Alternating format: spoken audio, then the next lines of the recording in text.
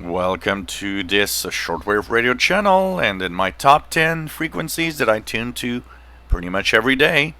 Yep, the amateur radio bands. Why? Because, you know, it's not always interesting on the international broadcast bands.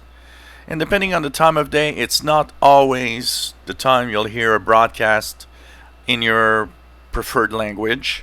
Or, like I said, you know, there's going to be some stuff, but sometimes it's just boring. Well, amateur radio. There's several amateur radio bands in the shortwave frequency ranges. Once again, I'll share the same page I shared with the international broadcast band.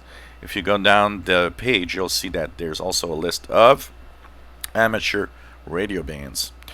Well, what's and why do I like to listen to amateur radio bands? First of all, I kind of like to have the feel of, regular folks at home on the radios chit-chatting on the bands, and sometimes you'll hear some interesting conversations, sometimes some technical talk that could be fun to listen to.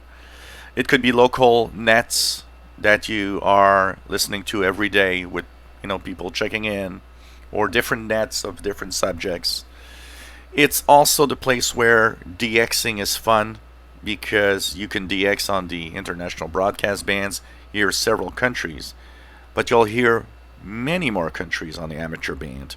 And this is fun because you can actually hear countries that have long gone off shortwave on the international broadcast bands, but they will have some amateur radio operators, and you'll be able to listen to them.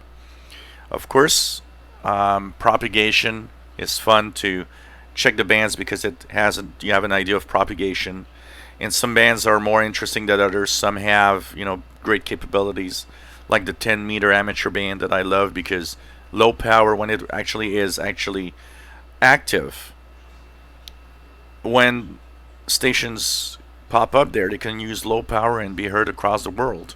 It's amazing. Of course, the different amateur bands have different characteristics and different ways.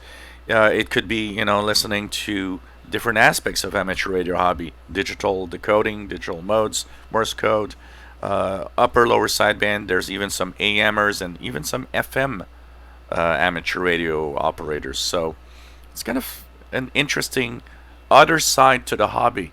Nothing interesting across the international broadcast bands? Well, why not turn to the amateur bands and see what's in there? And maybe you'll hear a country you never heard, or maybe you'll hear some interesting chit chat, or just tune around and look around at who's chatting, who's on the air, and basically, it's another aspect of the hobby that's kind of cool. If you enjoy our videos, please subscribe, give us thumbs up. Thank you for watching.